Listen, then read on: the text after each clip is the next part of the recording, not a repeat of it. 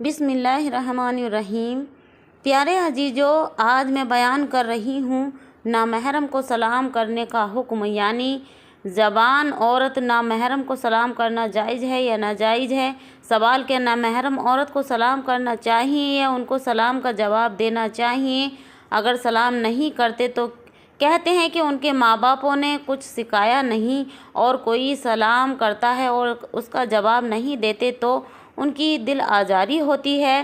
جواب: نامحرم زبان عورت کو سلام کرنا اور اس کے سلام کا جواب دینا خوف فتنے کی وجہ سے ناجائز ہے، البتہ کوئی بڑی بوڑھی ہو اور کوئی عمر دراز ہو تو اس کو سلام کہنا، سلام کرنا، سلام لینا جائز ہے۔ جو لوگ یہ سمجھتے ہیں کہ ان کو ماں باپ نے کچھ سکھایا نہیں، ان سے یہ کہا جائے کہ ماں باپ نے نہیں بلکہ اللہ اور اس کے رسول صلی اللہ تعالیٰ علیہ وسلم نے یہ سکھایا ہے کہ فتنے کی جگہ سے بچو۔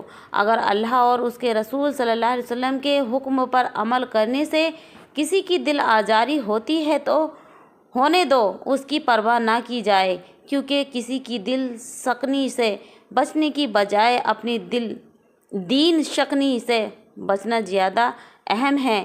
نبی کریم صلی اللہ تعالیٰ علیہ وسلم کا فرمان ہے: لا طاعۃ المخلوق فی معصیۃ الخالق۔ ترجمہ: جس کام سے اللہ ناراض ہوتا ہو اس کام میں مخلوق کی بات ماننا ناجائز ہے، یعنی یہ کام حرام ہے۔